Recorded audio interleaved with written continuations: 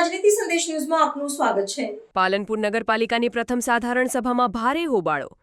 વિપક્ષના વિરોધ વચ્ચે સત્તાપક્ષે બહુમતીના જોરે મંજૂર કહી સભા પૂર્ણ કરી। માત્ર ગણતરીની મિનિટોમાં સભા આટોપી પદાધિકારીઓ બહાર નીકળી ગયા। વિપક્ષે પ્રમુખ અને ચીફ ઓફિસર રીલ બનાવવામાં વ્યસ્ત હોવાના કર્યા આક્ષેપ। વિપક્ષે ચીફ ઓફિસર અને પ્રમુખને રીલ કરતા રિયલમાં પોતાનો રોલ પ્લે કરી સમસ્યાઓ ઉકેલવા કરી માંગ। ત્રણ વખત ડમ્પિંગ સાઇટના કચરાના નિકાલ માટે ટેન્ડરિંગ પ્રક્રિયા કરી કૌભાંડ આચરી રહ્યા છે તેમ વિપક્ષનું કહેવું છે।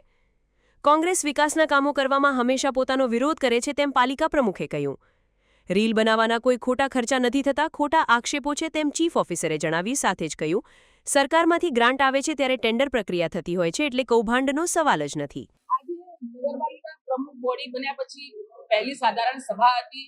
1 થી 25 મુદ્દા હતા। એમાં પાલનપુર શહેરના ઘણા વિકાસના પણ મુદ્દા હતા કે પાલનપુરની પ્રજાને લાભ થાય, અને ઘણા ગઈ વર્ષના જૂના એના એ જ મુદ્દા હતા। આજે ડમ્પિંગ સાઇટની વાત કરીએ તો ડમ્પિંગ સાઇટનું ટેન્ડર આજે ત્રીજી વાર પાડવામાં આવ્યું છે।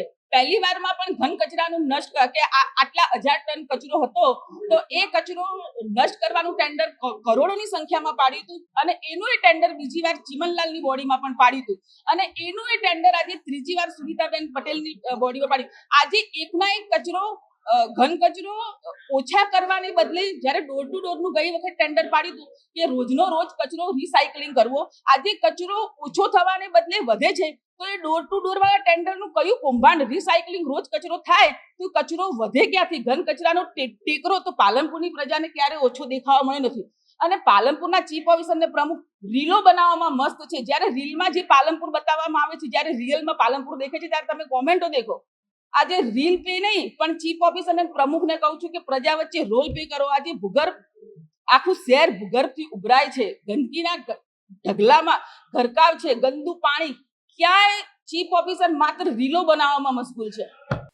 પ્રથમ બોર્ડમાં વિકાસના કામોને લઈને પ્રથમ બોર્ડ બોલાવવામાં આવ્યું હતું। આ બોર્ડના થયેલ ટેન્ડરને બહાલી આપવા માટે વિકાસના કામો માટેને બોર્ડ બોલાવવામાં આવ્યું હતું। કોંગ્રેસને તો ટેવ જ છે કે વિકાસના કામો થતા અટકાવવા માટે એમને બોર્ડ નામંજૂર કર્યું છે। વિકાસના કામો લીધા છે। એક સ્કાડા વોટર માટેનો પ્રોજેક્ટ લીધો છે, અને રોડ, રસ્તા, ગટર।